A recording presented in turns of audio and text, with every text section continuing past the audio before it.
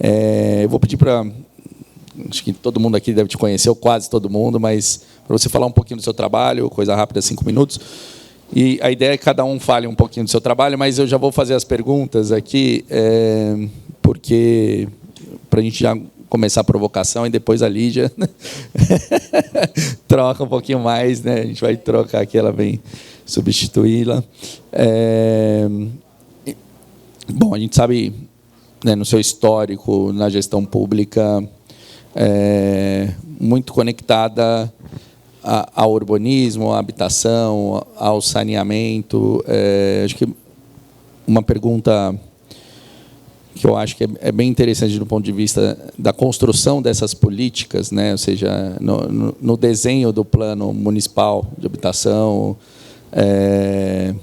o que vocês pensaram lá atrás, qual foi esse desenho, e o que de lá para cá, se não me engano, foi 2009, e era até 2024, ou seja, o que né, de lá para cá foi executado, o que não foi, quais são os desafios, os porquês. Acho que essa é a primeira provocação, e aí, se você puder já introduzir. A segunda é do ponto de vista do Estado agora, em CDHU, o que vocês têm desenhado e que vem executando. Acho que muitas vezes a gente traz essa crítica de poderia fazer mais ou não. Muitas vezes vocês não contam tudo o que estão fazendo. Então, ouvir um pouco do trabalho de vocês dentro do CDHU e qual que é a perspectiva aí, para os próximos anos. Acho que é isso. Obrigada, Marcelo. Bom dia. Bom, antes de mais nada, queria agradecer pelo convite e também por, né, esse ajuste aí na programação para poder fazer caber aqui uma fala hoje aqui com vocês. Infelizmente, toda terça a gente tem reunião de diretoria e logo hoje a reunião, que é 10h30, passou para as 10. Então, eu falei, ferrou. Mas a gente faz um resumo aqui e a equipe está aí também. A Lígia vai me substituir depois. Bom, eu tenho um histórico, né, da minha carreira e da minha formação nessa área desde que me formei, quis trabalhar com água. Então, fui fazer o meu mestrado em gestão de recursos hídricos. Aí estudei muito no âmbito da geografia e voltei, depois do mestrado, que foi fora do Brasil, voltei para trabalhar aqui em São Paulo, na prefeitura, né, e fui ser assessora da Beth França. Então, eu já tive uma primeira super escola, né, de urbanização de favelas, né, de saneamento, de áreas de risco. Então, com o fazer, que eu acho que é o mais difícil, né? A gente estuda muito, planeja, né, faz diretrizes de projeto, e a gente adora esse lado. Eu brinco que a gente tem um lado nerd que adora fazer manuais e fazer cadernos e fazer publicações, mas fazer mesmo é que é difícil, sabe? Então, você ir lá, conversar com a comunidade, explicar e entender, e trocar e aprender, sempre com um exercício enorme de humildade, né, de entender o que é estar né, tentar se colocar no lugar do outro, porque a gente nunca se coloca de verdade, né? A gente nunca vai ser o outro, né? Então, é um exercício de empatia que ele é sempre incompleto, por mais válido e legítimo que ele seja. Então, lá na época, na Prefeitura de São Paulo, eu trabalhei 8 anos lá, a gente elaborou o Plano Municipal de Habitação, que é esse que você mencionou. E aí, para fazer esse plano municipal, que eu acho que esse foi um trabalho muito rico na época, a gente montou um sistema de informações, que foi o ABISP, que foi publicado em 2008, que ele é fruto de um conhecimento da equipe técnica da prefeitura de visita a campo. Então, a gente levantou todas as necessidades habitacionais da cidade de São Paulo com as equipes regionais da habitação em campo com as comunidades. E, junto com esse trabalho, a gente fez também o Plano Municipal de Saneamento, que não existia. Então, o plano de saneamento era completamente integrado com a habitação. Na época, foi o contrato da Sabesp, né, que saiu o Fundo Municipal de Saneamento, que era um recurso que foi planejado para ser a mais, né, do que o recurso que já tinha de investimento em habitação. E ele era todo integrado com o plano de habitação. Então, foi um trabalho muito importante de planejamento, de entender as necessidades e ver como que a gente vai resolver esses problemas da habitação no Estado, com muita prioridade para saneamento e também para a área de risco, que eu acho que aí tem tudo a ver com o que, né, vocês estão trazendo aqui como pauta. Então, a gente tinha um sistema de pesos, né, para poder fazer a priorização dentro do ABISP, para poder ver quais eram as áreas, né, as favelas, loteamentos, os cortiços, né, que a gente tinha que atuar primeiro, fazer a intervenção primeiro nessa sequência. E a área de risco tinha o peso 3, que era o maior peso, né, que tinha, e esgoto também. E aí já era, né, um grande trabalho de conhecimento do que são os efeitos de mudanças climáticas numa escala, naquela época, ainda muito menor, né? Então, acho que algumas pautas ganharam muita força, ficaram muito mais óbvias hoje em dia. Não que elas não existissem antes, porque desde a Eco 92, que a gente fala de sustentabilidade, né? Assim, mas eu acho que fazer mesmo é que é difícil. Mas os termos foram mudando. Então, a gente fala sustentabilidade, depois resiliência. Então, assim, a gente vai mudando um pouco esses enfoques, mas, no fundo, demonstra, eu acho que, muito a incapacidade da sociedade brasileira como um todo, né, de realmente resolver essas questões em pleno 2025. Né? Acho que tem muita coisa que já podia ter resolvido há muito tempo e a gente ainda não chegou lá. E aí, do lado, né, do que a gente conseguiu fazer, que eu acho que é importante, essa estruturação, né, de todo o planejamento, e aí depois eu acho que eu também fui indo para outros momentos aí da minha carreira, que vão sempre agregando olhares que são complementares, né? Então, todo o trabalho que a gente fez do Manual de Desenho Urbano, que a Hanna participou ativamente aí comigo, né? Porque eu estava na CT, na SMT, desse olhar da segurança viária, né, do olhar do desenho urbano e de todas as coisas que o espaço viário, que é a nossa grande área pública, né, nas cidades, como que o espaço viário precisa ser desenhado, melhorado, redesenhado, ou até para, ao fazer novos espaços viários, que a gente não continue fazendo bobagem, né, que aí a gente vai fazer novos espaços viários do jeito certo. Acho que foi agregando outros temas para a gente olhar essa transformação da cidade. Então, hoje, parece que muita coisa que a gente fala, habitação de uso misto, renda mista, desenho urbano, essas coisas naquela época não estavam ainda estruturadas como diretrizes de projeto na cidade de São Paulo, né, de forma assim clara e organizada para todos, né? Acho que para qualquer pessoa que hoje vai fazer um projeto numa calçada ou num desenho de via ou projetar uma ciclovia, se não está fazendo certo é porque não foi atrás dos documentos, porque regulamentos tem, né? Então, acho que isso ajuda muito a esclarecer, é muito importante.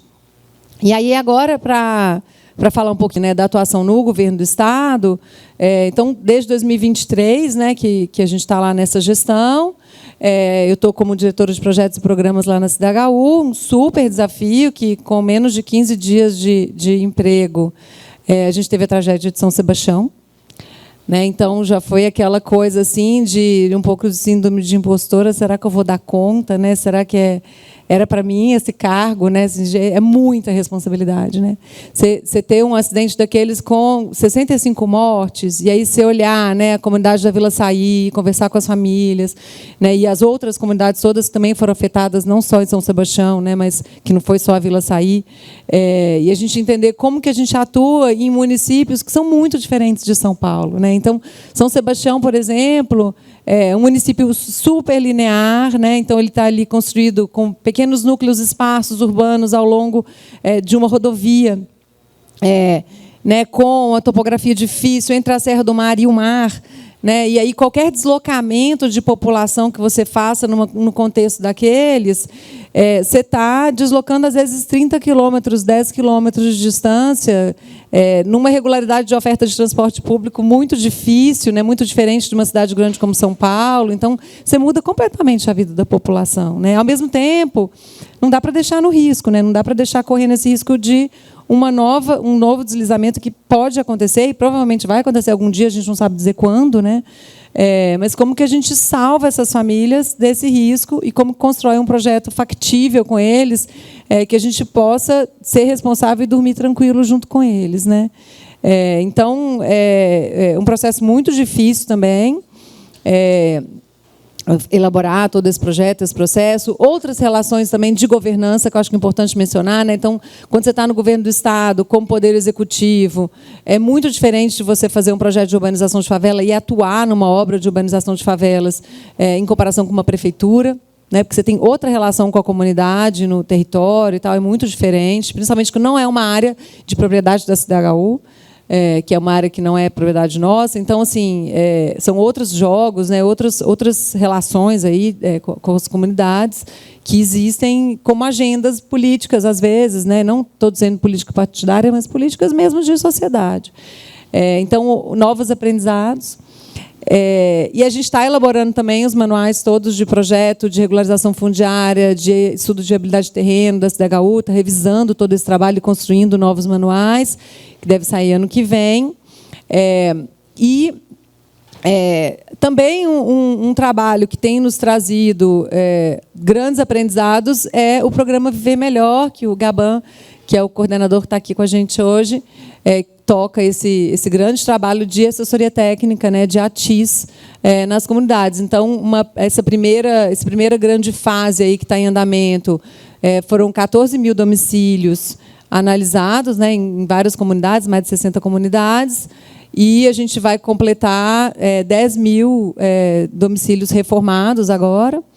E a gente está já programando os próximos 10 mil, né, para lançar em breve. Então, eu acho que é um aprendizado. Você fazer obras, né, em 10 mil domicílios não é pouca coisa, porque cada um é um projeto, cada um é uma escolha, né, assim, da população, do morador, do que ele quer reformar, né, do que a casa precisa. Então, quais são os riscos que aquela casa está sofrendo. A questão de vazamento é uma questão muito séria. Outras questões de segurança, como, por exemplo, gás, né, elétrica, toda essa parte de segurança nesses retrofits de urbanização, né, de ATIS, são desafios grandes de casas que nem sempre foram construídas com as normas técnicas, igual é um retrofit de um edifício na cidade, né? Então, uma responsabilidade também da equipe muito grande.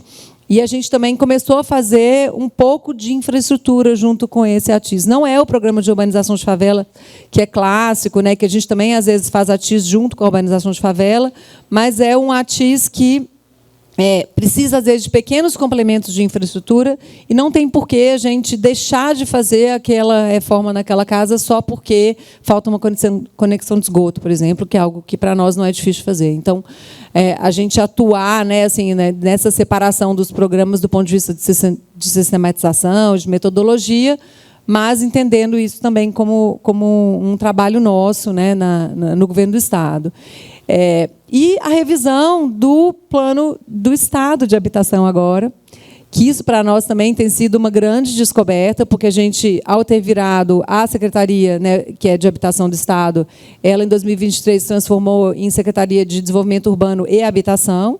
Então, o plano estadual de habitação que está sendo revisado agora, todo esse material está no site, se vocês quiserem ver todos os cadernos temáticos, né, todos os cadernos regionais e diversos YouTubes de apresentações. São Paulo vai ter agora, acho que dia 8 que a gente vai divulgar a apresentação dos cadernos regionais da região metropolitana de São Paulo, mas um estado muito diverso. Sabe? Então, você vê a questão de mudança climática, quando a gente olha, por exemplo, toda a parte oeste do estado, o problema com queimadas, com seca, toda essa coisa de agricultura de cana-de-açúcar, né, de outras coisas que foram escolhas antigas, né, de priorizações antigas do estado, que transformaram o nosso estado, e que hoje a gente paga preço muito alto para isso, né? Então, entendendo qual que é a nossa atuação nesses lugares, como o desenvolvimento urbano, como o espraiamento, cidades que às vezes estão fazendo grandes loteamentos fechados e fazendo essas coisas de rodoviarista, né, e problemas também de segurança viária muito grandes, de morte em rodovias e tal, né, que são diferentes daqui da cidade de São Paulo, que também precisam ser olhados no desenvolvimento desse plano para a gente entender as necessidades habitacionais não isoladas do resto do que é, e também o rural, né? Porque a gente também faz moradia rural, a gente faz quilombolas indígenas, é a única companhia do Brasil que tem programa de indígena e quilombolas também, habitação para eles. Então, também tem esse lado que qualitativamente muito importante, embora os números não sejam tão grandes em comparação com o resto, né? Mas o Renato, que está aqui, que cuida desse grande trabalho ali com a Luana, né? Então, às vezes, assim, obras que você vai de barco para Eldorado, né? E tem que levar o material de barco, porque não chega e tal. Então, essa é outra logística, também é outro pensamento. Então, é uma diversidade muito grande de atuação, e a gente aprende todo dia. Né? E eu acho que cada dia que a gente aprende um pouquinho, a gente vai somando esse aprendizado para poder atuar melhor no futuro, né? Em outras atuações e outros desafios que a gente enfrenta. Então, não sei se eu cobri todas as suas perguntas, mas acho que como um panorama geral aí é isso. Dentro da sua fala, você traz muito que essa coisa do desenhar, do escrever e do atuar são completamente diferentes e que o fazer é extremamente complexo. E eu acho que isso, do nosso lado, do privado, a gente sente isso. Se você tivesse aquela varinha mágica para resolver esse problema, e da sua experiência, assim, quais seriam as soluções? Ou seja, a gente tem planos desenhados, mas que não são seguidos. Ou seja, o problema, de um lado, é comunicação. A gente tem muita coisa para resolver do ponto de vista de saneamento, de regularização fundiária, ou seja, quais os caminhos que você enxerga e que seria possível numa cidade ideal para que a gente conseguisse alcançar a cidade que a gente acredita? É óbvio que a gente não vai resolver 100% dos problemas, mas que, com certeza, seria um fator determinante para que evoluísse significativamente essas questões. Eu acho que tem algumas coisas que mexem muito com a gente, né? E eu acho que a vivência traz isso, né? Assim, de quando a gente... eu acho que a questão do risco é um negócio que mexe muito comigo.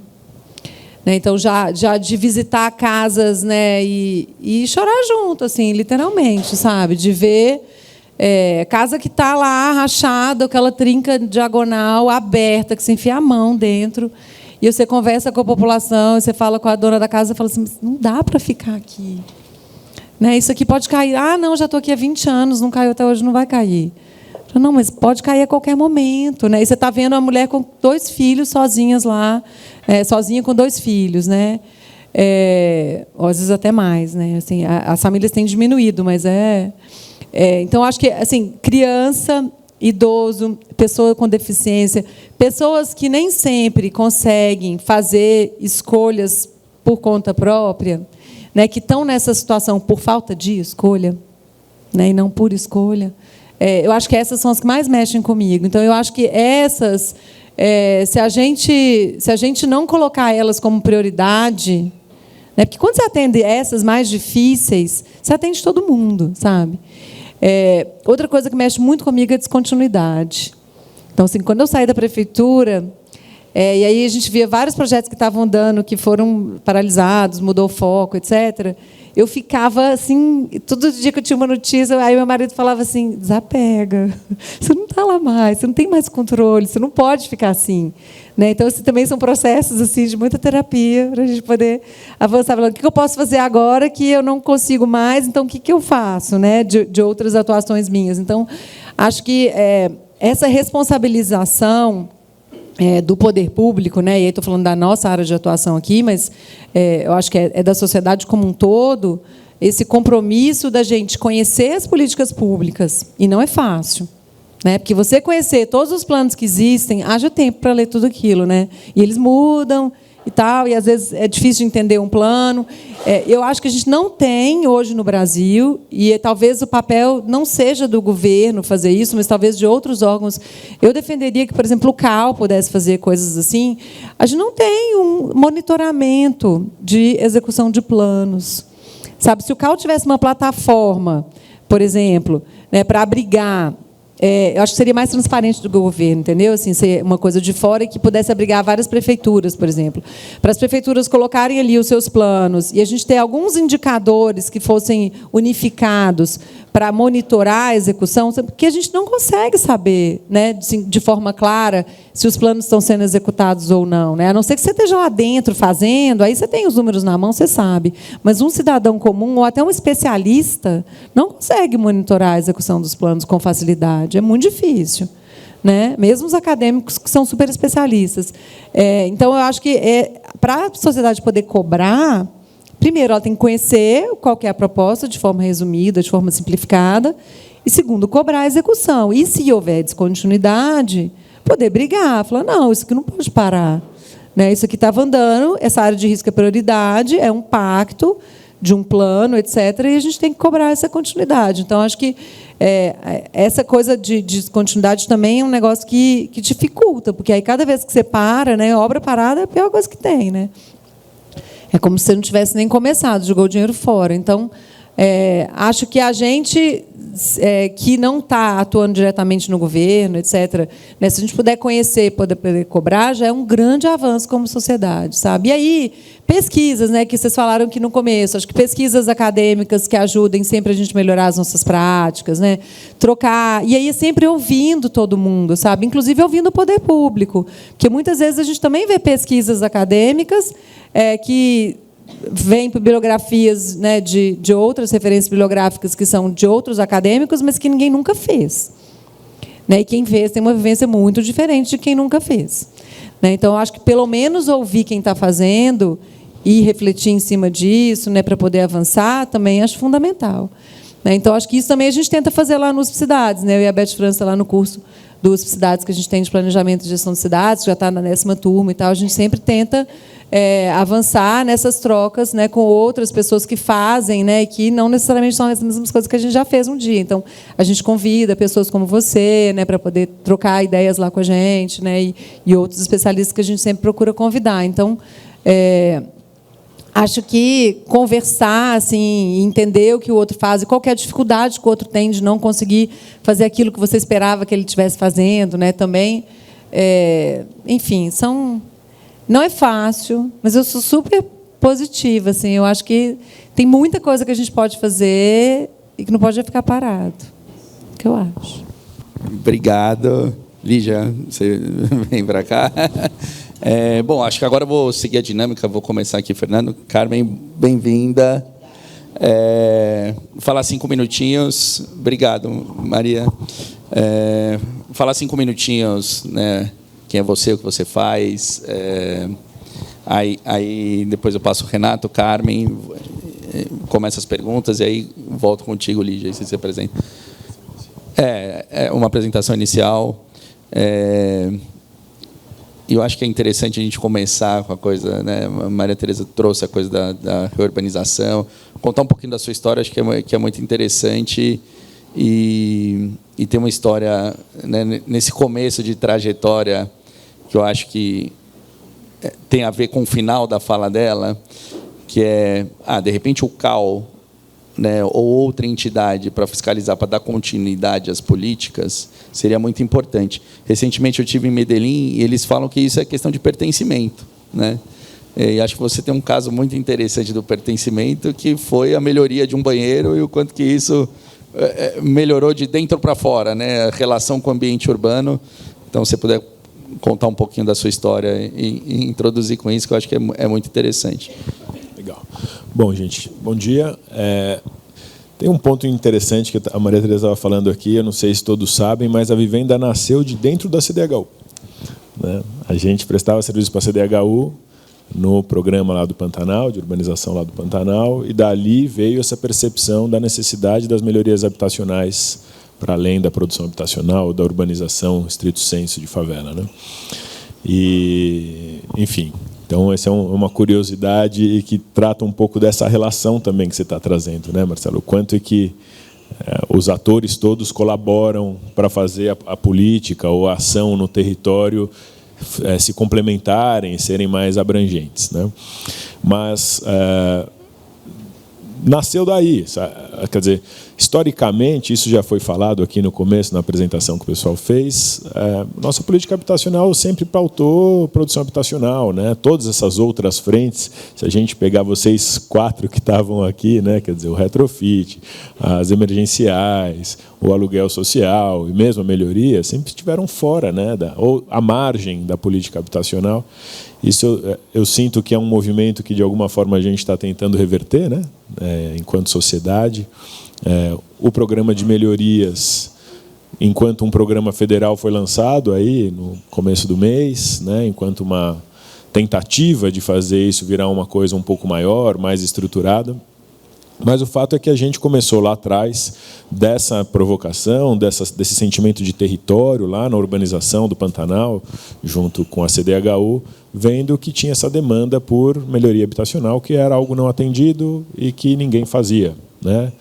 A política habitacional, o governo do Estado não tinha uma ação intensiva nisso, tinham poucas empresas que faziam isso, eram raríssimas organizações do terceiro setor que se dedicavam a isso enquanto uma bandeira principal, e daí a gente entendeu, de novo, trazendo o que a Maria Tereza falou, da prática, né? Falei, ok, vamos então praticar esse treco, vamos concentrar os esforços nisso para começar a gerar aprendizado, começar a gerar reflexão sobre tudo isso.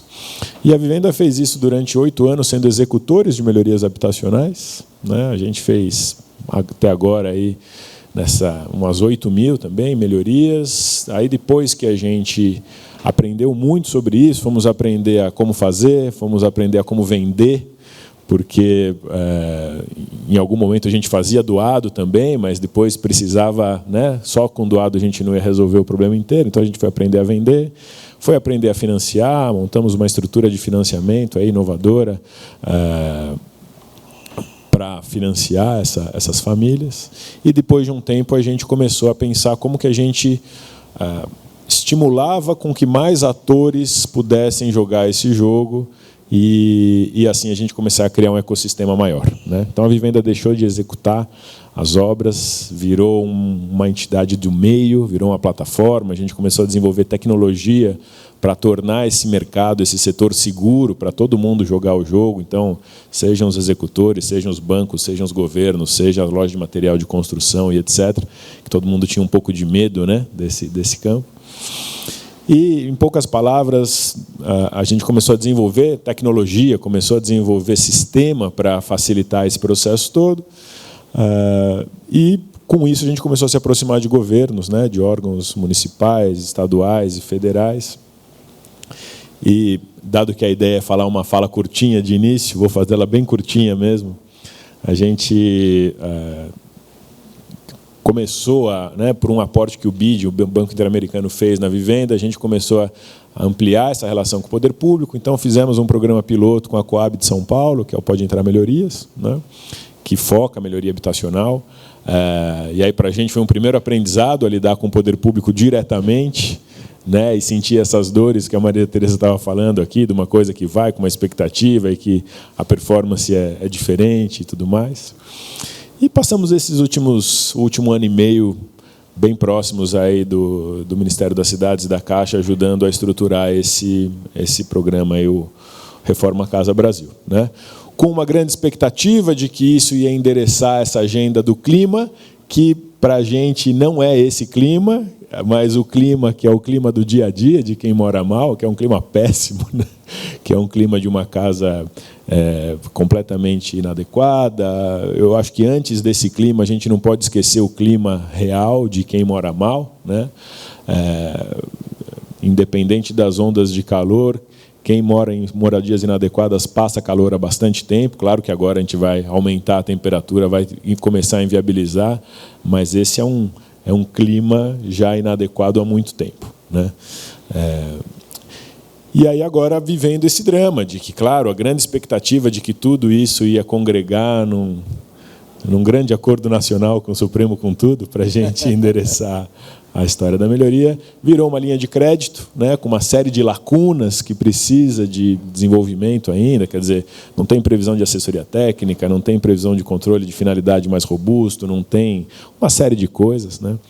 Mas assim que o bumbo bate, E do lado de cá, seguimos aí com esse intuito de, ok, como que passado esse primeiro passo a gente ajuda, né, a qualificando cada vez mais esse setor e o campo.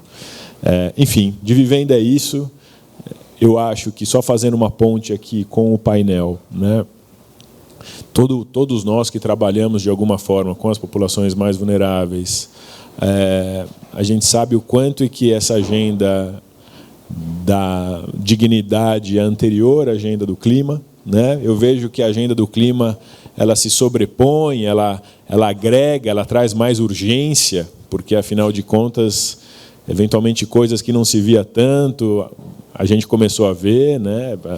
Você pega São Sebastião, ou lá no Rio Grande do Sul, onde a gente teve, agora em Santa Catarina, enfim, isso não sou eu que estou falando, são todos estudiosos, a gente sabe que a gente vai ver isso todo dia agora, né? Todo mês, sei lá, todo ano. Então, eu acho que agora a gente simplesmente precisa juntar um clima com outro, né? Pegar esse clima que já não era uma coisa tão boa, turbinar ele por conta desse clima aqui e fazer acontecer o que a gente precisa fazer há bastante tempo já, né? Enfim, falas iniciais, Marcelão. Boa, muitas perguntas, a gente volta aí. Renato, da sua experiência, obrigado por estar aqui. Acho que você tem, né, estudos, né, profundos sobre habitação, sobre cidade, de tudo que a gente tem falado aqui. Acho que você pode contribuir muito, tanto da perspectiva da habitação quanto da construção da cidade. Então, eu queria que você falasse um pouquinho sobre isso. E, né, além do lado acadêmico, temos aqui, né, o FICA, o que vocês vêm construindo, tanto do ponto de vista de melhorias, do Housing First, falar um pouquinho dos programas do FICA rapidamente, só para a gente introduzir, rapidamente mesmo, assim, uns 5 minutinhos. Bom, gente, em primeiro lugar, queria agradecer Simone, Marcelo, Camila, as nossas instituições, das quais eu tenho muito orgulho mesmo, da gente estar realmente construindo novas possibilidades, novos horizontes mesmo para o enfrentamento das questões habitacionais. Eu vou começar citando uma frase do Paulo Artacho, que é um dos principais autoridades nessa questão de mudanças climáticas. Eu participei de uma uma oficina com ele, e eu perguntei para ele, olha, se o senhor fosse o presidente da FAPESP, que é a nossa Fundação de Amparo à Pesquisa, ela é bilionária, o que o senhor faria? E aí, ele, para minha surpresa, ele falou assim, a gente não precisa de mais pesquisa. A gente já sabe o que a gente tem para fazer. A gente já tem os nossos diagnósticos. A gente precisa fazer. Se tivesse os bilhões da FAPESP, é ele que falou, hein, gente, podem cobrar. Se tivesse os bilhões da FAPESP, investiria menos em pesquisa pura e mais em políticas públicas, divulgação, jornalismo científico, para que todos os nossos diagnósticos incríveis, maravilhosos, sensacionais, sofisticados, sejam feitos. Ele fala isso.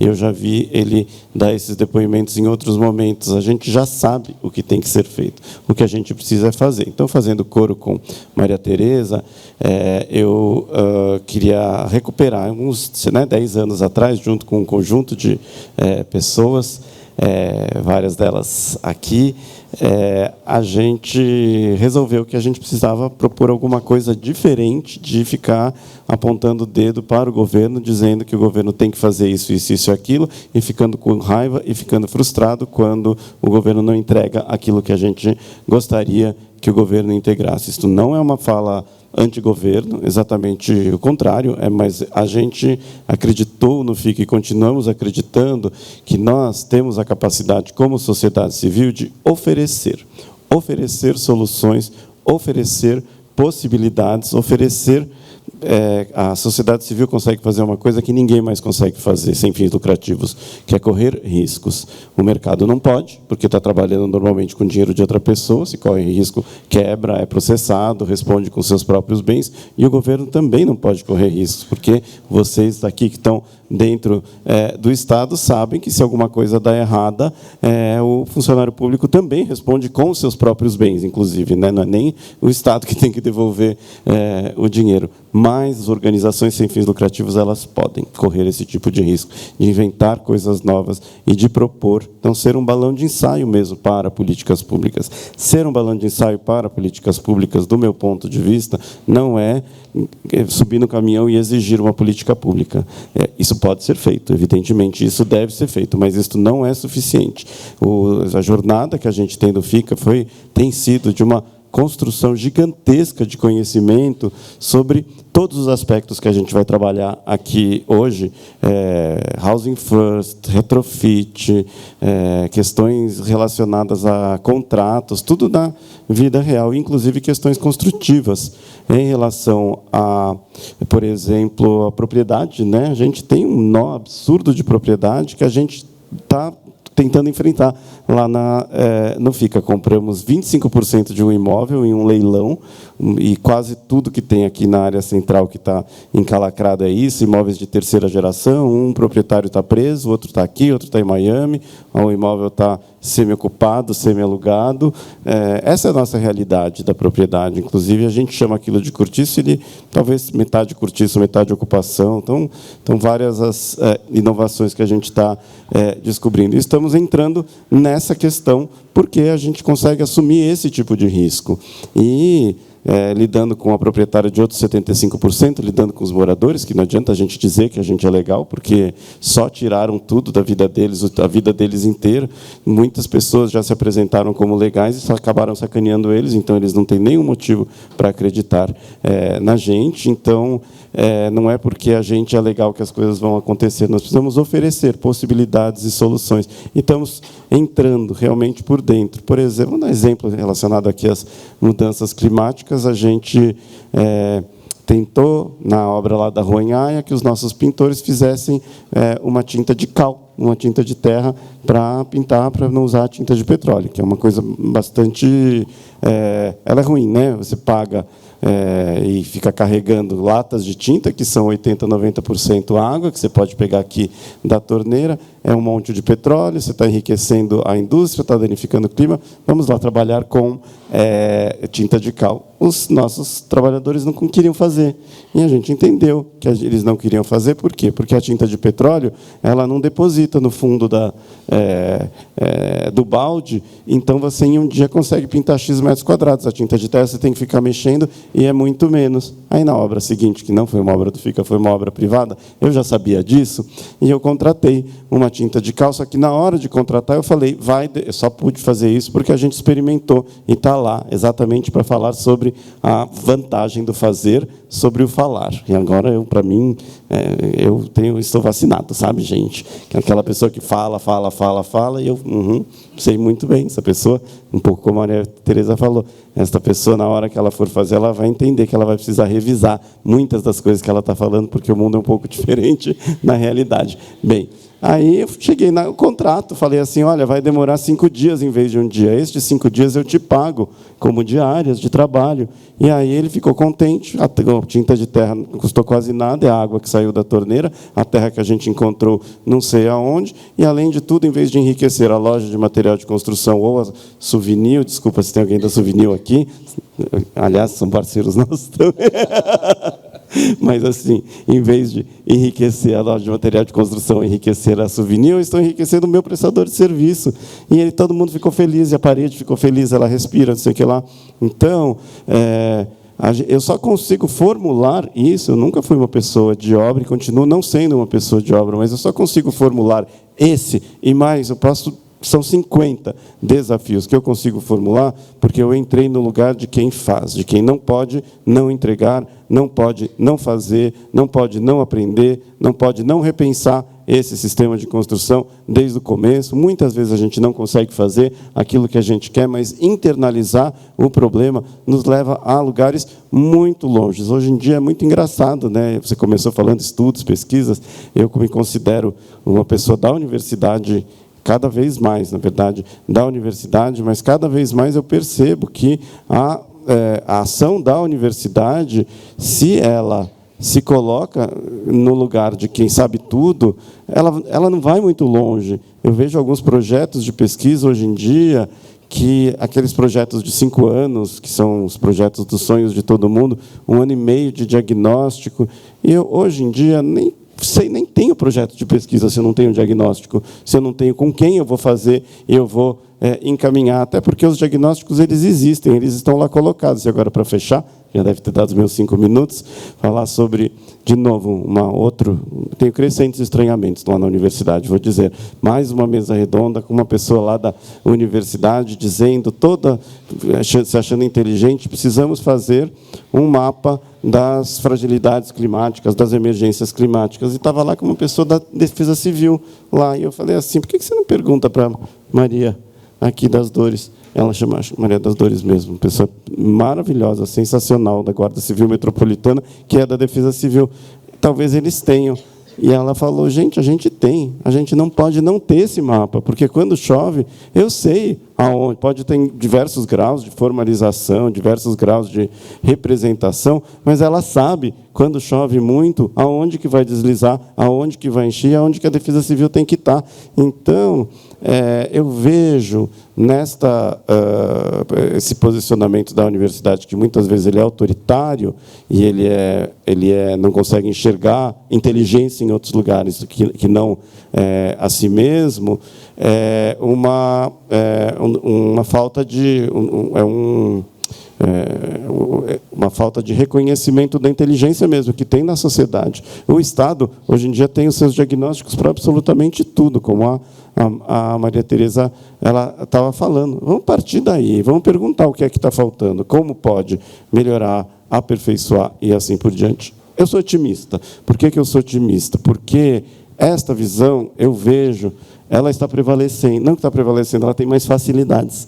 Desde que eu fui trabalhar com o FICA, em que eu tenho as minhas formulações absolutamente ancoradas na realidade, minha possibilidade de acesso a recursos e a financiamentos aumentou muito, multiplicou por 10, do que quando eu achava que eu sabia tudo e ficava fazendo aquelas coisas normativas, não sei o que lá. Então, eu acho que quando a gente consegue entrar neste registro, a gente chega mais longe e a sociedade, inclusive os mundos da pesquisa, eles têm nos recompensado por isso. Muito obrigado, muito interessante. Cabeça aqui. Carmen, bom, parece que foi combinado, né? Porque eu acho que o Renato introduz muito do que a gente conversa direto. Eu queria que você falasse um pouquinho do movimento. Mais uma vez, todo mundo aqui deve conhecer, todo mundo que está aqui no painel, vai falar um pouquinho do movimento, mas acho que principalmente nessa introdução, falar um pouco dessa luta e, né, de como começa nessa luta por moradia, por dignidade, e hoje, onde estamos, né, nesse processo de articular essas políticas públicas integradas, né, desse papel, dessa discussão na academia, né, hoje como urbanista social,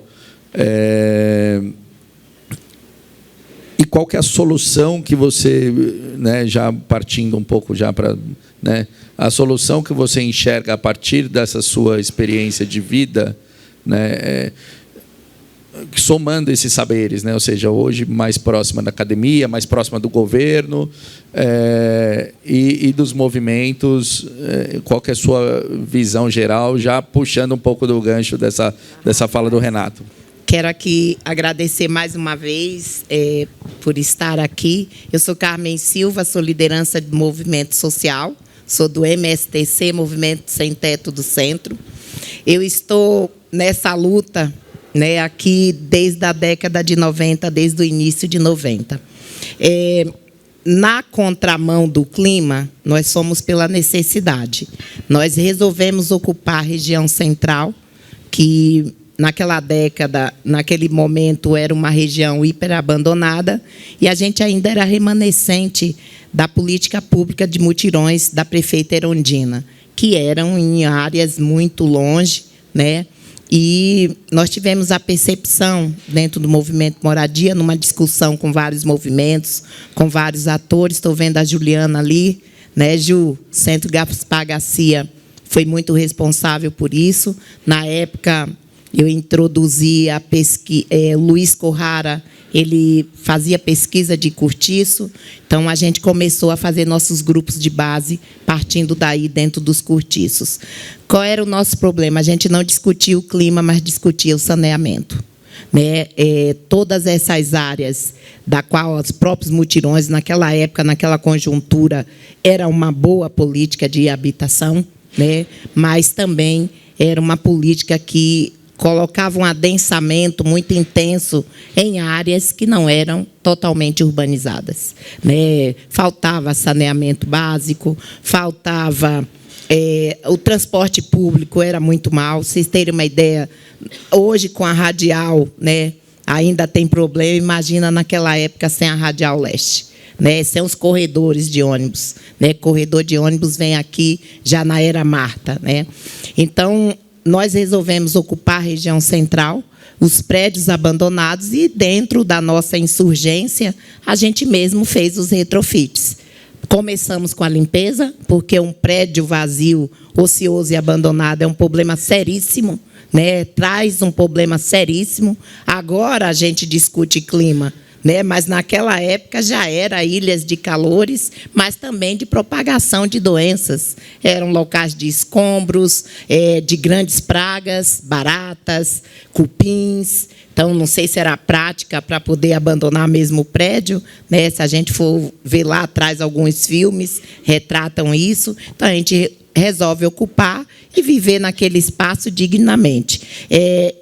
1995 foi onde a gente mais aprofundou a ocupar a região central. E, quando a gente ocupou a região central, dali a gente desencadeou várias políticas públicas. Uma delas foi a locação social, a primeira locação social, com a ocupação do Casarão Santos Dumont, que hoje é o Museu da Energia. Dali desencadeia o Parque do Gato. Começa com a Favela do Gato, depois o Parque do Gato, que é a primeira locação social. Infelizmente, não deu certo, né? Não deu certo, e digo por quê. Não dá certo aonde se tira pessoas que estão acostumadas com uma forma de vida, né, sem pagar nada, não se coloca em local nenhum para essas pessoas terem custo. Né? E nós estamos hoje vendo outra consequência, que são os grandes leilões da própria Coab, do próprio CDHU, que se tira a pessoa da favela, coloca nos prédios verticalizados, sem ter um trabalho técnico-social, porque hoje, quanto movimento, a gente compreende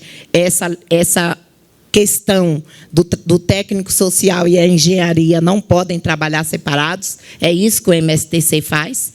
Antes de mais nada, nós temos uma leitura, né, de escuta ativa. E, nessa escuta ativa, a gente tem todo esse trabalho de formação cidadã para explicar às pessoas que o governo não dá casa. Né? É bom explicar isso. O Renato fala que a gente cobra muito do governo. Sim, cobramos. O que nós cobramos são políticas públicas efetivas. Né? Agora, a gente tem a compreensão que o radicalismo também não resolve nada. E moradia não resolve problema de moradia. A moradia só... Na prática da moradia sozinha, ela não resolve o problema de moradia.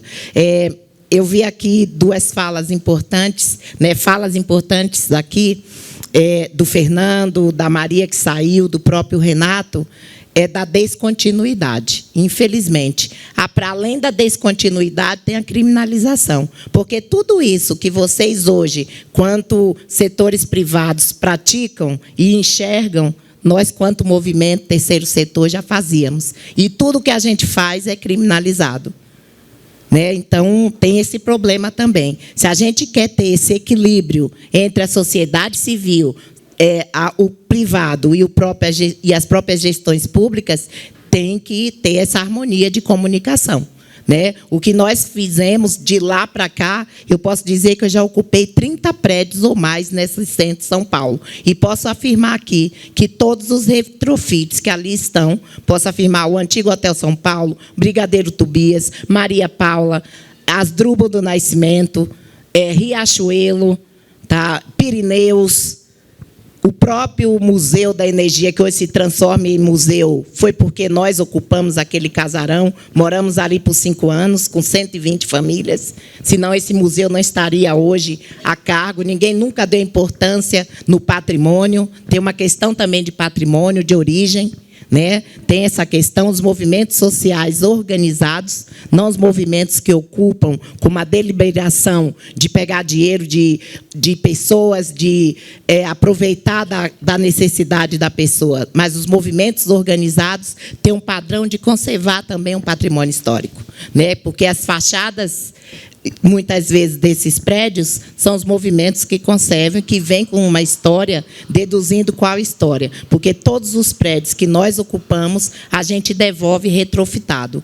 Hoje, em 2016, nós tomamos uma postura, a postura de ocupar com a ATIS, né? E hoje eu faço parte do Conselho de ATIS, né? Eu fiz o contrário, eu fiz a coisa o contrário. Eu começo com a prática para chegar à teoria. Hoje eu sou urbanista social, né? Depois que eu fui para o INSPE, eu vi a necessidade de eu também compreender legislação, e a compreensão da legislação, eu já sentia e já vi que eu era uma urbanista na prática. Então, eu fui estudar para poder hoje ter esse consenso de conciliar a cidade. Estou vendo aqui vários amigos que estudaram junto comigo, né? E dizer que hoje nós temos, assim, uma calmaria.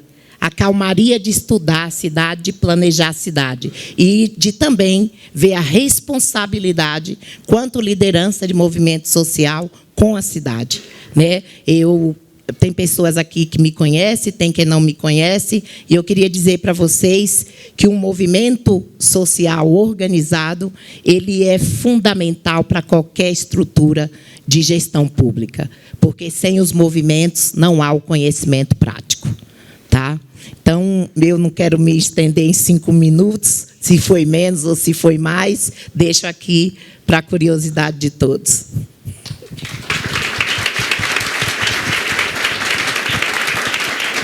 Eu vou pedir para vocês monitorarem aqui para a gente abrir perguntas ao público. Eu vou pedir para a Lídia se apresentar, por favor, e aí a gente começa. Bom dia, obrigada, Marcelo, de aceitar a substituição. Assim, é uma honra estar aqui. Como a Maria Tereza falou, várias pessoas a gente reconhece aqui. E o Fernando falou uma coisa, né, do que brotou da CDHU, né, e começou o trabalho dele. Eu acho importantíssimo essa contaminação positiva que tem quando a gente começa e se apaixona, e existem pessoas físicas que se engajam de fazer o seu próprio trabalho, cada um na sua área. E aí, no final das contas, eu olhei para a mesa e falei assim, é muito isso, né? Aqui, seja o Fernando, lógico, a Carmen, todo mundo acreditar numa questão e ir atrás e fazer acontecer com equipes multidisciplinares, descobrindo as dificuldades, né, as potencialidades do seu próprio trabalho e de outras pessoas que se engajam dando o mesmo sentido. E, no final, cada um vai para um lado, né, e acaba sempre se cruzando. Então, você pega, né, o financiamento do BID, a gente acaba se encontrando em outro momento, em outros momentos. Eu vi a Duda ali também, fazendo as coisas acontecerem. Eu sempre trabalhei com urbanização de favela, trabalhei na prefeitura, fiquei muito tempo em obra, que era, acho que exatamente ver como se executa, para daí me sentir ou, né, fazer tranquilamente uma coordenação de projeto e passar um pouco para a política pública. Eu acho que tem uma construção, como todo mundo, né? Cada um teve uma trajetória aqui, executar, chegar até o final, e mover e descobrir que você precisa vender, né? Você precisa agregar outras coisas para chegar no seu destino final. faz parte de todas as nossas histórias aqui. E também a contaminação da academia, né? Quem está na prática chegar para a academia, ou quem está, né, na academia e voltar. Eu acho que tem muita gente que dá aula aqui e conquistar novas pessoas, né, em outras gerações para trazer perto da gente é muito importante. Vou falar assim, uma coisa muito rapidinho em cima do que a Maria Tereza já falou. São meus queridinhos brincar dentro da CDHU, que é a revisão no manual de projetos, que era super completo, técnico. A gente está olhando muito para as questões qualitativas do ambiente urbano ou das unidades habitacionais também, analisando o estado inteiro e as diferenças climáticas, as diferenças características de desenvolvimento de cada município para poder implementar unidades adequadas àquela região. Então, essas mudanças não acontecem de uma hora para outra, seja na parte teórica, ou seja, na parte de projeto e de execução. Assim como localização de terreno, parece uma coisa muito simples, mas a gente, assim, o próprio Estado já fez isso, Minha Casa Minha Vida fez isso, de glebas afastadas, dando mais necessidade de infraestrutura. Então, olha, o município tem um convênio de 50 unidades habitacionais, mas dá para construir 20 num terreno numa área muito mais central. Então, parece pouca... É uma orientação pequena, mas isso para 645 municípios é muito, é uma consideração, né, uma mudança que a gente precisa ir plantando como governo do Estado, de respeito às cidades melhores. Esse é um pequeno exemplo que eu só vou trazer aqui de uma questão de dificuldade que o governo do Estado enfrenta, que ao mesmo tempo é uma potencialidade. E aí fico para a pergunta, porque a Tereza já falou tudo. Eu tinha anotado tudo, mas eu posso falar isso, ela falou tudo, não tem como. Obrigada. Não, boa, obrigada, Lídia. Acho que, passando um pouquinho aqui do histórico de cada um, e aí, como você falou, né, Lídia, cada um vai para o seu lado, mas querendo fazer o melhor e melhorar a cidade. Mas eu vou puxar um pouco para o lado do mercado aqui agora e falar de crédito, porque, no fim do dia, acho que é a coisa mais complexa que tem. Acho que o Fernando tem uma baita experiência aí com essa fusão aí de né, o blended finance, né, você traz um pouquinho de endowment, você traz um pouquinho com crédito um pouco mais barato, ou seja, entra como um capital de impacto, e que todo esse trabalho se desenrolou até o programa hoje, como você citou aqui no começo da sua fala. Então, eu queria que você falasse um pouquinho, né, desse blended, né, e como que isso, de fato, chega no governo federal. Mas a pergunta específica quando eu introduzi aqui e falei um pouco do programa Minha Casa Minha Vida, né, como a Lídia falou agora, que, no fundo, tem seus méritos, mas também produz uma cidade desigual, né? Qual que é o risco, tendo em vista que o programa foi anunciado, mas ainda tem um monte de coisas, né, lacunas abertas? Qual que é o risco desse programa especificamente não ser um programa de habitação, mas sim um programa de crédito, e que, no fim do dia, não vai melhorar a habitação? Não vamos ter o que a gente busca nas melhorias habitacionais, que é a dignidade, que é a qualidade, que é um ambiente salubre para que essas famílias vivam. Queria que você falasse um pouquinho sobre isso, assim, porque Maria Tereza falou aqui, eu acho que governança é fundamental dentro desse processo, e devemos aprender com o passado e com os programas que nós fizemos, e acho que existe um risco aí de, sim, ter o programa, mas não ir para o que de fato é a finalidade. Olha, Marcelo, eu até estou meio borocochô faz uns 2 meses por conta disso, né? Quer dizer, por um lado existe essa grande conquista.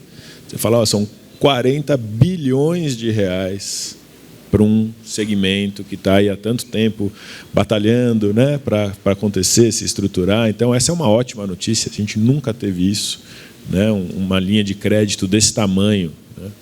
para o tema das melhorias habitacionais. Só que, como todos os outros setores, e nós todos enquanto fazedores, né, enquanto que está batendo cabeça e aprendendo, em cada um, se você falar quais são as melhores práticas do retrofit ou do que quer que seja, existem experiências consolidadas nacionalmente, internacionalmente, para melhoria habitacional não é diferente. Então tem alguns pontos que são fundamentais num programa de melhoria habitacional. Vocês mesmos acabaram de falar quanto que vocês estão dedicando tempo para a TIS, certo? Para você fazer uma orientação. Qualquer microcrédito no Brasil hoje é um microcrédito orientado. Se você quer abrir uma padaria, uma barraquinha de churros, você tem uma orientação, porque as pessoas não são obrigadas a saber como se faz uma barraquinha de churros. As pessoas, da mesma forma, não são obrigadas a saber como se faz uma obra. Eu não sei, né? Por que todo mundo tem que saber? Então, assim, o simples fato de se colocar 40 bilhões de reais na praça, sem você plugar isso como orientação técnica, já traz um risco absurdo da gente reproduzir inadequação, certo? Porque para que serve a orientação técnica? Se eu não sei fazer uma coisa, eu vou me arriscar, provavelmente eu não vou fazer da melhor forma possível, certo? Então, se você junta isso, né, com outros pontos, como, por exemplo, a indústria toda de material de construção está também reclamando um pouco do programa, porque não foi exigida a necessidade de materiais normatizados. Quando a gente está falando de agenda de clima em especial, se você coloca uma janelinha dessas vagabundinhas que nem fecham direito, cara, aquela obra vai durar 6 meses, e na primeira chuva vai entrar água e vai tudo para o brejo, né? Então, tem uma série de pontos desse programa de melhoria e que poderiam até ter bebido da experiência anterior, de cartão reforma, de que anunciou também bilhões e não saiu R$1, ou de qualquer outra experiência que sabe que boa parte do dinheiro virou moto, virou celular, virou outras coisas, né? Que eu acho que é uma pena, sinceramente é uma pena da gente não ver contemplado nesse programa agora. Então, assim, qual que é a grande chance? A grande chance é de a gente fazer mais do mesmo. A grande chance é desses 40 bi virar mais do mesmo. Com sorte, tem-se alguma outra questão. Tudo bem, não estou fazendo uma crítica contundente 100%. Alguém precisa colocar um piso em casa, não vai ser nenhum grande drama. Vai colocar o piso em casa, vai melhorar de vida, está lindo, maravilhoso. Agora, se a gente pluga com a agenda do clima, pensa Santa Catarina, essa imagem que a gente viu dessa chuva de granizo. Aquelas telhas de fibrocimento, todas furadas, certo?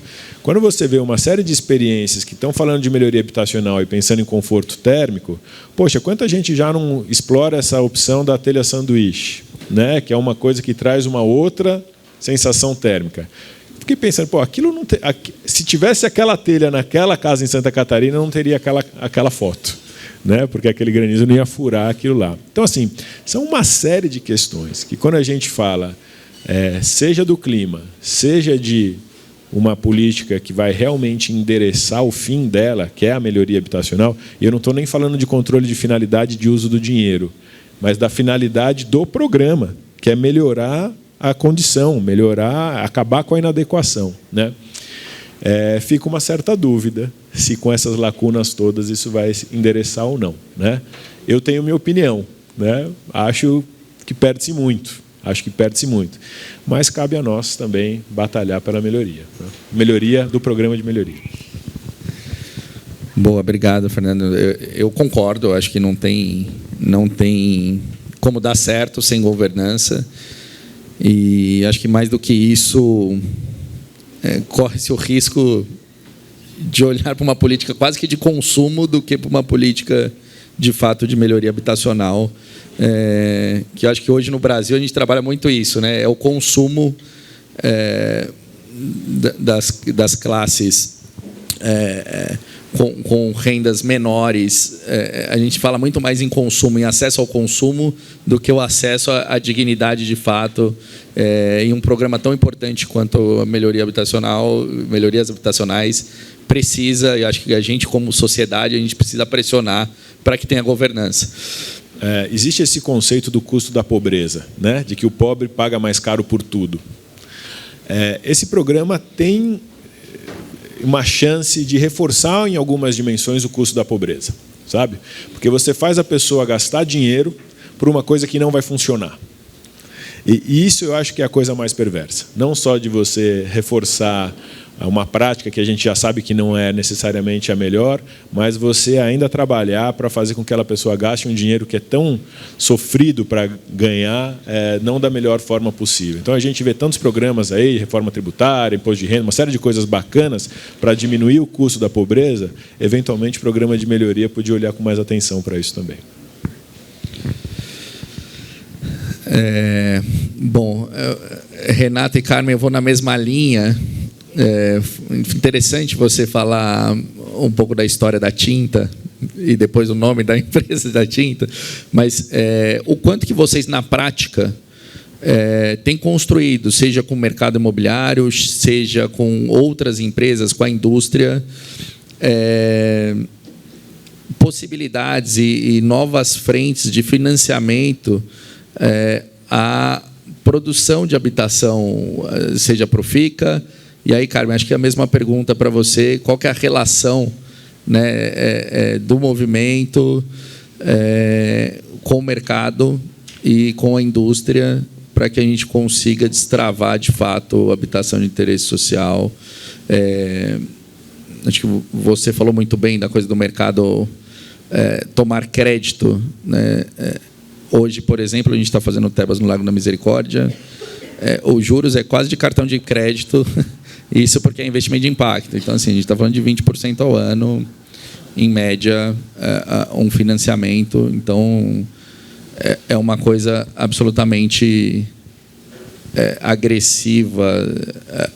A taxa de juros no Brasil, isso inviabiliza muita coisa que a gente poderia produzir mais, mas seria interessante ouvir de vocês o quanto que vocês têm construído para driblar isso e até, Carmen, para hackear o sistema, assim. Quais são os caminhos?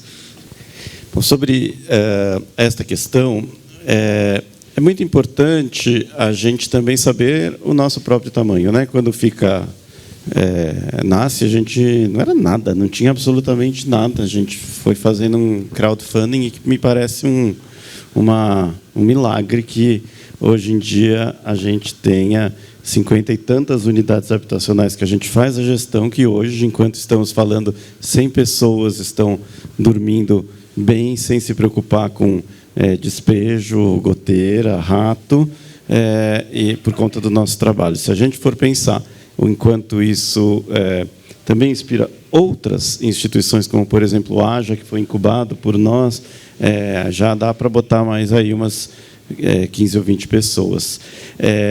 Eu acho que é um crescimento muito significativo e que não é exatamente baseado na ideia de financiamento. Ele é quase o contrário. E eu acho que a gente precisa desenvolver uns indicadores também sobre isso. Eu estava defendendo o FICA perante os financiadores um tempo atrás, uns apoiadores, doadores, na verdade. E um dos principais indicadores nossos que a gente pode construir é quanto de aluguel não foi pago. Porque a gente está trabalhando muito com essa ideia de dinheiro que a sociedade ela é um funil de recursos dos mais pobres para os mais ricos inacreditável. E a gente que tem juros altos é mais ainda. Aí a gente foi fazer uma conta. O FICA, na nossa pequeneza, nós significamos R$600 mil por ano de aluguel não pago dos mais pobres para os mais ricos, porque normalmente o aluguel flui para este lugar. Isso é financiamento? Eu acho que é. Só que a conta, para a gente entender que financiamento é esse, é outra. A Carmen, se for fazer essa conta, vai dar na ordem de milhões de reais.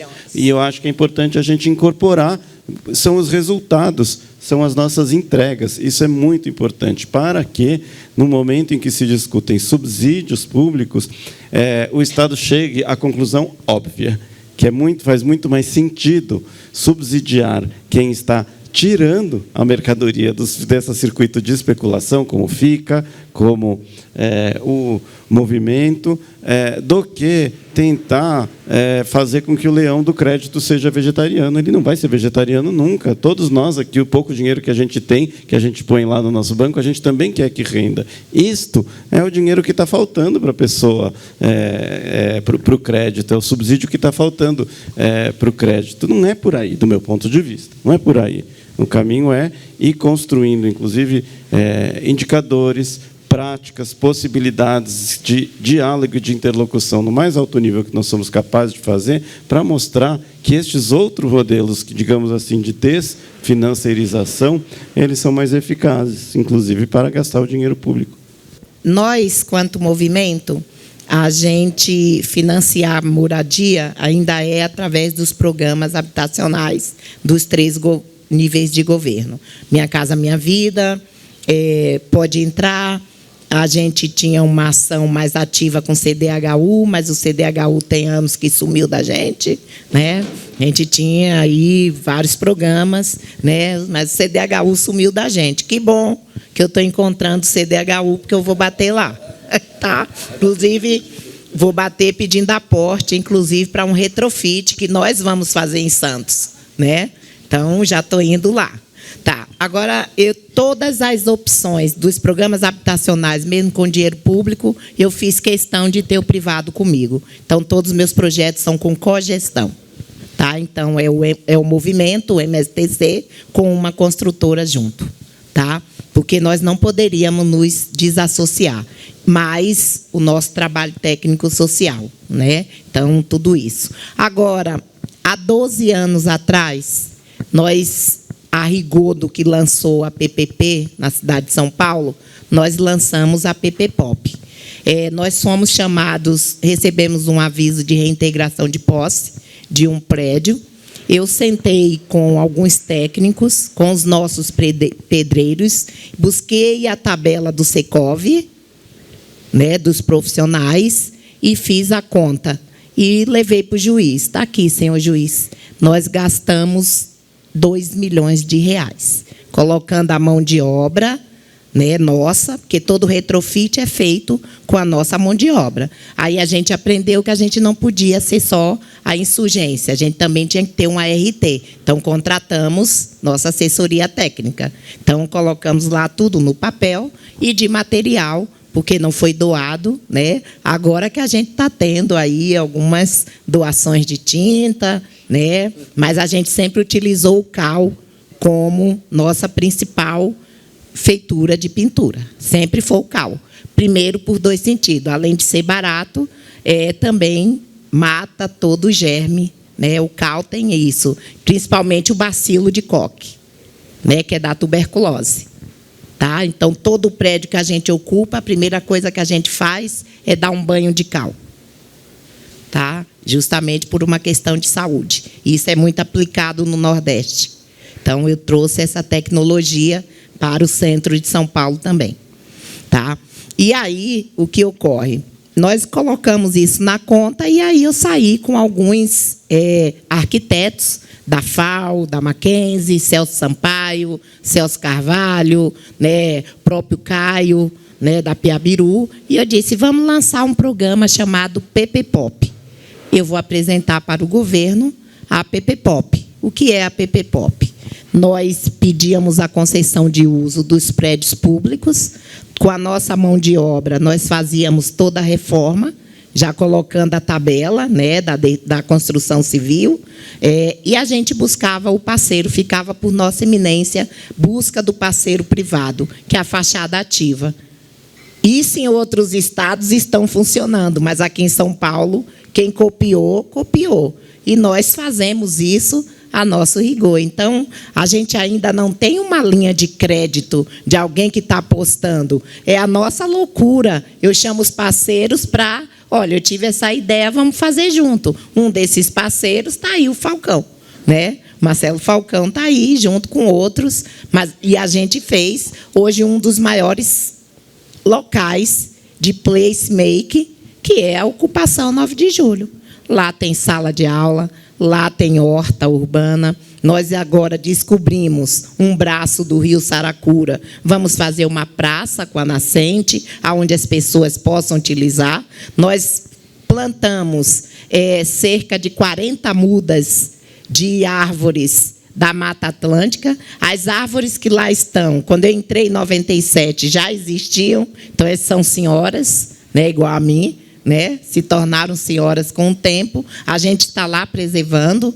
Nós hoje retiramos da prefeitura 1 tonelada de composto de resíduos, porque nossa compostagem, a gente faz todo mês 1 tonelada de composto, que a gente sai doando para hortas urbanas. A gente hoje está criando uma escola de horta. Nós temos o Sampa Rural em pleno do concreto. Nós temos o Sampa Rural. Nós temos uma horta que alimenta 40 famílias, em pleno centro de São Paulo. Então, são essas coisas que a gente hoje coloca no papel. Se eu for colocar o que nós já fizemos na 9 de julho, dá mais de 10 milhões. E com R$ 230 mensais, com um índice de inadimplência de 30%, porque nós não estamos lá para pegar a família de menor renda e fazer com que a família seja... Não, você tem que pagar, não é essa a nossa leitura. A leitura com a família é a seguinte: você tem que trabalhar, você tem que compreender que você é um cidadão que tem que pagar imposto, que tem deveres com pertencimento, inclusive, do território, e nós temos que aprender também a não ficar dependente das macros políticas. Nós temos que compreender que o pertencimento ao território, isso faz com que se dê certo toda e qualquer forma de vida, né? E toda e qualquer forma de política que se venha fazer em qualquer região. E uma coisa que eu queria tirar da região central é essa questão da revitalização. O centro não precisa ser revitalizado, não. O centro tem vida e sempre teve. É isso, muito bom.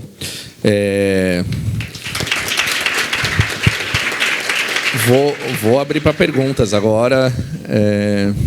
Obrigada por todas as falas. Eu queria pegar num ponto que eu acho nevrálgico, que é saneamento, né? Então, a Maria Tereza falou, Lígia, antes dessa momento que ela estava na prefeitura, da simultaneidade entre o plano de habitação e o plano de saneamento. E falar de saneamento é falar do óbvio, né? Mas no contexto de mudança climática, saneamento é uma medida de adaptação. É uma medida de adaptação básica, porque a gente não pode poluir a água que a gente precisa para beber. E então eu queria ouvir vocês como que em Atis vocês lidam com essa conexão, né, com a rede de esgoto. Se vocês têm números, tipo qual a taxa de moradias que já tem essa conexão ou que precisam dessa conexão. Acho que o Fernando também tem bastante experiência sobre isso. E como que isso é endereçado ali nessas tratativas com as famílias que recebem esse apoio. Obrigada. Eu queria que, aproveitando essa pergunta, que a Carmen contasse um pouco de como tem sido a experiência do GT, né, que foi criado na Câmara, que busca a implementação de serviços, né, tanto energia elétrica quanto o saneamento nas ocupações. Eu sou Isadora. Eu queria perguntar de financiamento. Tem algum cálculo que vocês estimem para um número, ainda que seja um número mágico, que seria um pouco mais condizente, que não só com esse projeto de 40 bilhões para financiar a habitação? Eu sei que a gente tem vários segmentos de habitação, mas vocês têm algum cálculo de algum segmento, seja na habitação de inclusão social, moradia emergencial, enfim? Quanto dinheiro precisa ou qual que é o custo do capital para a produção? Tá. Para resolver o déficit ou para uma unidade? Uma unidade. Tem alguns estudos, tanto da ONU Habitat também, quanto do Ministério das Cidades, que apontam para um número entre 1% a 2% do PIB anualmente durante 10 a 15 anos para resolver as questões urbanas do Brasil. Então, 1% a 2% do PIB anualmente durante 15 anos. Sendo que hoje, por exemplo, Periferia Viva é 0,01 em 5 anos de investimento no PAC Periferias, por exemplo. Então, a gente precisaria ter um aumento de 2.400% do investimento.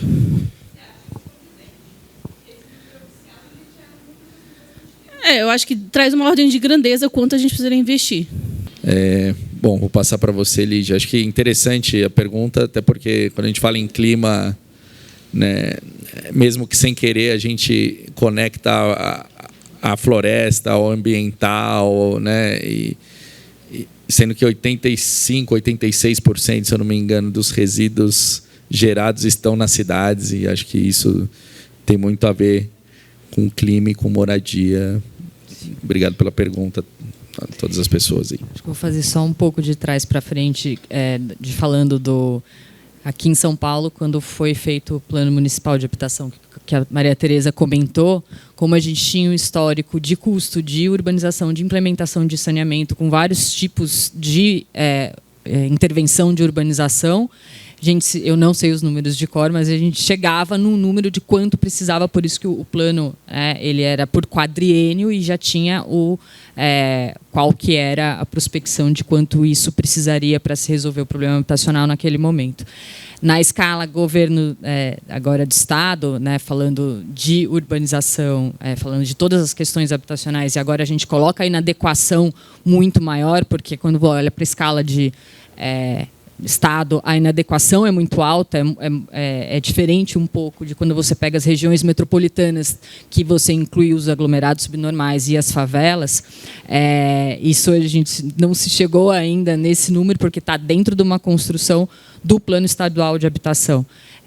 Hoje está se colocando, está se desenvolvendo, finalizando o Plano de Desenvolvimento Urbano e Habitação, que é geral, que dá subsídio para os municípios, seja com dados, ou seja, da relação dos municípios com o seu entorno, para daí, junto, estimular os municípios e mesmo financiar ou subsidiar, tecnicamente, talvez o Trani fale disso um pouco à tarde, para eles galgarem os seus próprios planos, revisão de planos diretores, que já está nessa época, ou já passou dessa época, trabalhando junto com os planos de saneamento e os planos de habitação, porque acho que primeira geração e até segunda, alguns geração de planos diretores, eles eram isolados, e aí conforme foi feita a construção dos demais planos setoriais, que a gente comentou lá, que é difícil, mas eu acho que a gente, quando vai falar, a gente acaba falando de região metropolitana o tempo inteiro, E quando você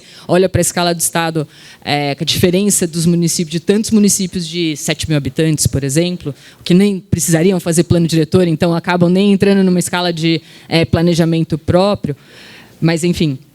Quando a gente chega nisso, o governo do Estado tem aí a prerrogativa de dar suporte para se construir um olhar que não seja só único do município, mas da região do entorno, e aí sim incentivar todos esses planos e necessidades que a precariedade envolvida ou a inadequação habitacional ela tem.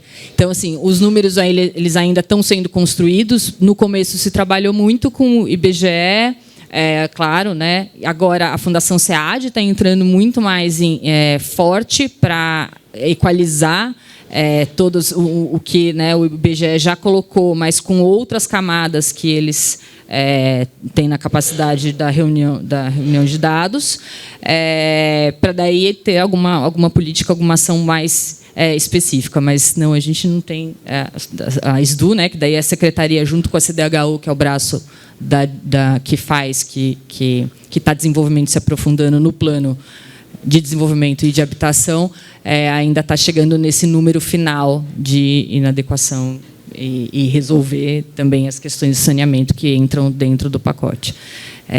Então, acho que hoje eu só posso responder isso por essa questão de planejamento, assim, e muito menos... Agora, se o Gabã quiser complementar alguma coisa, que é quem executa, é isso, Nas melhorias, no programa de melhorias que a CDHU tem, normalmente já é em bairros que tem um pouco a infraestrutura, não é uma questão de urbanização completa, exceto Guarulhos e Santo André, que o Renato faz, que aí é assim, uma questão casada, e que, no final das contas, o esgoto, o saneamento nessas áreas metropolitanas, de alguma maneira, ele existe ali no curto, nessas urbanizações, mas a gente entende e sabe, tem consciência que a questão de afastamento, deslocamento, também são outras camadas que a gente precisa ter consciência que tem que trabalhar em cima também. Só um comentário em cima disso, quer dizer, a gente está vivendo esse momento do saneamento, o marco, as empresas todas aí se expandindo, e quando a gente vai para a ponta, tem os pequenos diabos que moram nos detalhes, né? E que são muito bacanas. Então, a gente teve uma experiência de fazer um trabalho com a Iguá, justamente de plugar a melhoria com saneamento. Porque é isso, você passa a infra, né? A Iguá ou qualquer empresa passa a infra. Só que a casa tem que se plugar na infra. E a partir do momento que você fala para a casa, se pluga na infra, significa que você está falando, você vai ganhar uma conta, né? E essa pessoa não necessariamente quer ganhar essa conta, né? E ela precisa pagar para plugar na infra. Então existe um nó aí que não é fácil, né? E mais, para você se plugar na infra, você precisa fazer obra da porta para dentro. E aí com que dinheiro que você vai fazer essa obra da porta para dentro? Com quem? E etc. Né?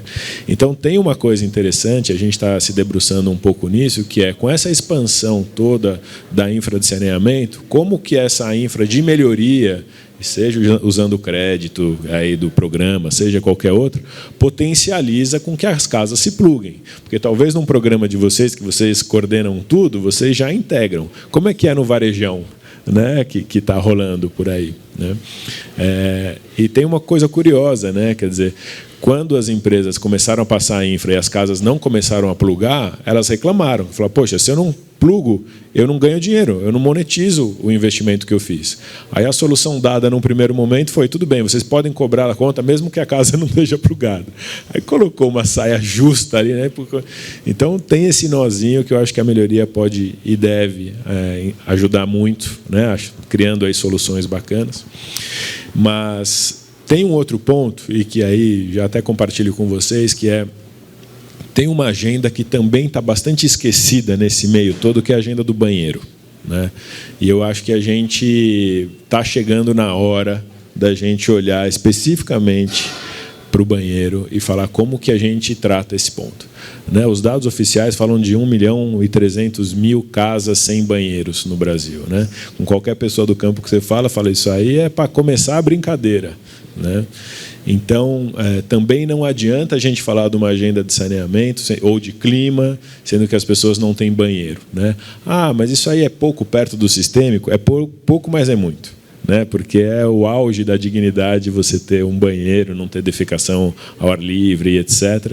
Então, acho que essa coxa de retalho vai se fazendo também com vários pontinhos, né? E a gente está cada vez mais interessado do segmento de melhoria, às vezes nem é tão melhoria, porque é construção mesmo, começar a olhar para a importância do banheiro nesse ponto, sabe? Nesse passo todo. Com licença, só para complementar alguma coisa, até por conta da questão financiamento, eu acho que é o maior problema.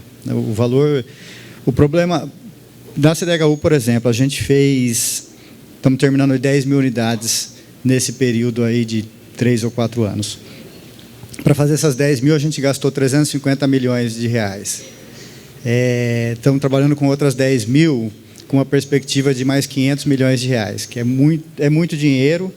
Para o Estado é muito dinheiro, né? Então, imagina você pensar no particular. A inadequação prevista no Estado é de 3 milhões de unidades, com inadequação habitacional. Então, se você for pensar uma média aí que a gente gasta de 40 mil reais por unidade, nós estamos falando em 120 bilhões de reais no Estado de São Paulo.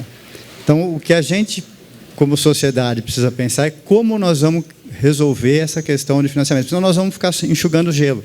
Então, o Estado de São Paulo, 10 mil unidades com mais 10 mil, 20 mil que a gente feche no ano que vem, é nada perto do tamanho do problema, né? E assim, enquanto a gente fez 20 mil, quantas novas com inadequação apareceram? Talvez mais do que 20 mil, né? Então, a gente está andando de maneira negativa. Só gostaria de complementar com alguns números que a gente tem. Bem, na história do saneamento, nós fugimos dessa estatística quando a gente se rebela e não quer ir lá para o fundão, né? E com o movimento, a gente tira muita gente da beira do córrego. Realmente, muitas pessoas sem banheiro, e, além de não ter banheiro, também jogando lixo.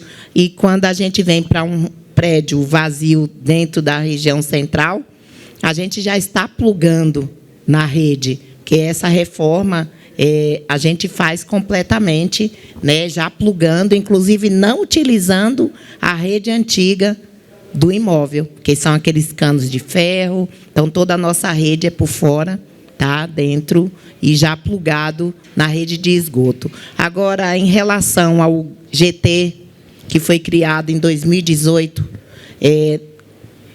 com a Câmara Municipal, na época, Érica Hilton, Eduardo Suplicy e várias lideranças de movimento, nós criamos um GT, porque todos aqui sabem que, com a queda do Wilton Paes, se desencadeou aí uma portaria 653, da época no prefeito Bruno Covas, onde todos os movimentos eles tinham que fazer ações mitigadoras em todos os imóveis. Foram identificados, naquela época, 51 imóveis com movimentos. Então, bombeiro, tudo de bombeiro, até a gente chegar a um AVCB, que muitos prédios aí que ninguém nem olha não tem AVCB, e nós estamos dentro de toda a tratativa, né?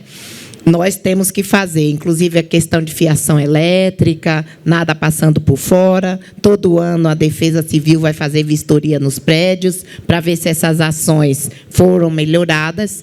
E, diante disso, com a queda do Wilton Paes também, a gente cria um GT, porque a gente sinalizou a Enio, e, na época, a Enio e a Sabesp, que os movimentos sociais queriam pagar a energia. E, de lá para cá, a gente está aí retomando o GT, porque a Enio nunca deu solução, a prefeitura nunca deu uma solução, sempre procurou, pediram para que a gente fizesse projetos. Inclusive, a gente tem uma emenda do Eduardo Suplicy, que foi para pagar a engenharia elétrica. Fizemos o piloto, foi a ocupação 9 de julho. Fizemos tudo que foi de acordo com o engenheiro elétrico para que a Enio viesse fazer a ligação da energia, né? E não. Hoje, os prédios que nós temos energia legalizada é através de um CPF. É só um CPF. Né? E, muitas vezes, o morador não quer dar o seu CPF para um coletivo de 100, 200 famílias. Lançamos a nossa cartilha, que a gente deveria ter trazido, né, Ju? A gente tem uma cartilha que a gente lança, a gente já foi na agência reguladora, acima da Enio, né, fazer esse pedido, tudo com apoio, né? Suplicy agora retoma também isso, porque é inadmissível. Lá em 2018, quando foi lançado esse GT, foi justamente porque tinha-se a ideia, sempre as fábulas, né, de que os movimentos que ocasionam as coisas erradas, né? Desde o incêndio da Boate Kiss, que nós temos essa perseguição com a questão do fogo. Mas eles também não relacionam os incêndios da favela, né? Se fala muito em clima, mas vastas áreas, né, são aí queimadas. Agora, recentemente, novamente, na Rocinha, ali em Jabaquara, teve um grande incêndio. Então, quem é que provoca esses incêndios e para quê, né? Então, na questão do GT, Ju, nada. Lançamento, inclusive eu disse que eu não quero mais ir para nenhuma audiência pública, porque lá é só falácia e a gente não sai com nenhum resultado. Quem deveria estar lá, que são os dirigentes da Enio, são os dirigentes da Sabesp. Com a privatização, a gente nem acesso tem mais à Sabesp. Antigamente, antes da privatização, a gente conversava direto com a diretoria. Era muito mais acessível. E agora não. Então, não adianta. O que nós queremos é pagar energia, é linkar o esgoto, né? E a gente, infelizmente, tem que fazer da maneira que a gente sabe fazer, da maneira insurgente. Sobre essa questão de quanto dinheiro a gente precisa, eu acho muito importante mesmo essa questão. Eu penso que, com o nosso regime de propriedade, não tem dinheiro que baste, porque mesmo com os bilhões de reais que a gente botou a fundo perdido no Minha Casa Minha Vida, no máximo do progressivo, a gente tinha 10 anos de travamento. Depois de 10 anos, as pessoas podem vender, a gente está criando propriedades para o mercado, né? Não é porque é pobre que não vai especular. Todo mundo especula, pobre, rico, classe média. Isto não é uma prerrogativa dos ricos, a ideia de que os pobres... Eu não gosto muito de nenhuma das ideias, que o pobre é bandido, criminoso, que eles estragam a cidade. Eu odeio esta ideia. Mas eu também não gosto da ideia de que o pobre é bonzinho. A gente tem, nas nossas relações muito íntimas com os nossos inquilinos, uma gama de relacionamentos dos mais incríveis, dos mais interessantes aos mais abusivos, que realmente não me permite formular essa ideia, né, de que nem pobre é ruim e nem rico é ruim porque o pobre é bom. Isso é quase uma ideia católica, no final das contas, que eu não sou, que mais fácil um camelo passar por um buraco de uma agulha do que um rico entrar no reino dos céus, né? Que trabalha com a ideia de que o pobre é virtuoso e porque ele está sofrendo aqui, ele vai ser o primeiro a ascender aos céus. Complicado, né? Não é isso, gente, não é disso que se trata. Bom, com este regime de propriedade que nós temos, não tem dinheiro que baste.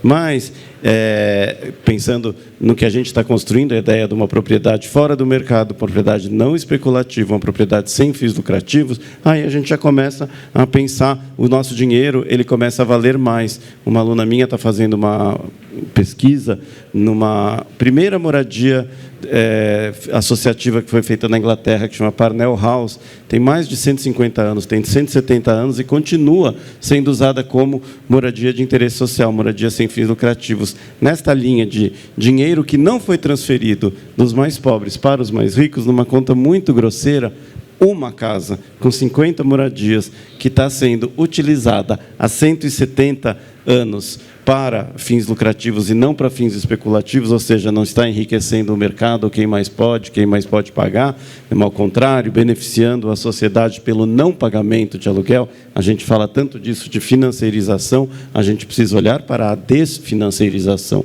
que é este caso. Uma casa rendeu para a sociedade mais de 1 bilhão de libras nesses 170 anos. A gente precisa pensar nisso, que riqueza nós somos capazes de produzir com nossos modelos, e não a riqueza que nós precisamos consumir para o mesmo modelo que vai virar a cidade que a gente tem, gente. Não é mais subsídio. Aquilo que a Ana estava falando, não é o mais... questões incrementais, mudanças mesmo de registro. Nesta chave de soluções que eu acredito que nós já temos, a gente não tinha há 10 anos atrás, mas hoje em dia a gente tem algumas iniciativas de moradia associativa, não estou falando dos movimentos, que são inclusive muito mais importantes do que a gente, estou falando de organizações como o FICA, tem o Soma, tem a TID, que está trabalhando no projeto lá no La Pena Incrível, tem o AJA, nós existimos já, e o que a gente precisa, do ponto de vista da política pública, não é exatamente dinheiro, do meu ponto de vista. Claro que a gente sempre precisa de dinheiro. É presença. Nesses planos de moradia que o CDHU está fazendo, ter uma linhazinha dizendo que o auxílio aluguel ele pode ser dirigido para entidades de moradia sem fins lucrativos, porque os 1.200 que o povo da favela do Moinho está dizendo que não conseguem alugar nada no centro, com a gente, eles conseguiriam alugar uma moradia em excelentes condições e permitir que a nossa instituição seguisse existindo e produzindo mais moradia no presente e no futuro para mais gente. Várias dessas soluções, as melhorias habitacionais, quando tem subsídio, é para o consumidor final. Não prevê que uma associação sem fins lucrativos ela pode ser a beneficiária de um auxílio moradia, de um subsídio moradia. A gente tem esse cortiço, que tem 10 famílias. Se cada uma delas recebesse um subsídio de 30 mil reais, que todo mundo diz que não serve para nada, para nós, a gente estaria transformando aquela casa, ajudando a transformar o bairro e a vida das pessoas e ajudando a perenizar a nossa associação, que tem esta missão. Então, eu acho que, para nós, eu acho que é a demanda principal. Quando vai lá e faz uma política, faz um decreto, bota lá um artigozinho dizendo isto é possível. Fizeram isso no Uruguai, dizendo, olha, tudo isso que a gente tem de política habitacional pode ser mobilizado pelas cooperativas. E hoje em dia, 50, 60 anos depois, tem 30, 40 mil unidades cooperativas no Uruguai, porque a cooperativa faz mais com menos dinheiro, é muito simples. Então, acho que esta e na verdade não é um pedido, né, que a gente faz para o Estado, é uma oferta. Nós nos inventamos. Nós Nós temos um orgulho enorme de termos inventado esta modalidade de moradia associativa sem fins lucrativos no Brasil, porque em outros países já tem há 100, 150 anos. Agora, o Estado pode reconhecer. Se reconhecer, maravilhoso, incrível. Se não reconhecer, aí o ônus é de quem não está reconhecendo a gente, porque a gente já existe, já inventamos, já estamos dando moradia boa. Acho que fizemos a nossa parte, eu acho. Renato e Marcelo, por favor, me permita. Nós ocupamos um prédio em 98, na Ana Sintra, que hoje é um projeto CDHU, primeiro projeto CDHU. E quando nós fomos reintegrados, já era Marta Suplicy, ela queria oferecer esses R$400, porque isso aí virou o câncer da questão habitacional em São Paulo, que era uma emergência, virou um programa, que é essa verba maldita, que ocasiona essa distorção do que é um movimento sério, né? Todo mundo hoje quer ocupar para receber essa verba, infelizmente. E nós fizemos uma proposta quando essas famílias foram reintegradas, ficaram acampadas, houve uma enchente ali onde o Citron tem o prédio, naquela ruazinha, né? E essas famílias, a prefeitura fez a proposta dessa verba de R$400. Nós procuramos um proprietário aqui na Avenida 9 de Julho, 1084, esse que está te procurando agora, e nós locamos com esses R$400. Então, não complementa aquilo que dá certo. E as famílias dali foram todas para um CDHU, que é hoje o Pari. Pari Canidé está com essas famílias que vieram do Ana Sintra, Pari Canidé, Belém, que é CDHU. Por isso que a gente estou dizendo que a gente sente falta do CDHU, né? Antes era termo de cooperação, chamava os movimentos, tinha classificação. Vamos voltar, minha gente. Nós já participamos do programa do PAC-BID, né, Ju? PAC-BID faz diferença, gente, que é o Programa de Atuação em Cortiço, né? Que foi pelo CDHU. Entendeu? Muito interessante. Tem vários programas que deixaram de existir e que deveriam voltar. Bom, olha só, acho que a gente sai daqui com uma lição de casa. Vocês viram que tem que ser uma agenda mesmo, porque daria para a gente ficar discutindo aqui só nesse painel o dia inteiro, mas estou sendo... muitos olhos aqui acabem com esse painel. Queria agradecer Fernando, Lídia, Maria Tereza, Renato, Carmen, a todos e todas presentes. É sempre um prazer poder discutir cidade, e mais do que isso, reforço, acho que tem que sair daqui com agendas mesmo, porque os problemas são muitos, mas as pessoas interessadas em resolver, nós juntos somos ainda mais fortes e temos que criar essa agenda para que consigamos mudar esse cenário. O pouco que seja faz muita diferença. Então, obrigado mais uma vez e aproveite o evento aí até o final do dia. Obrigado.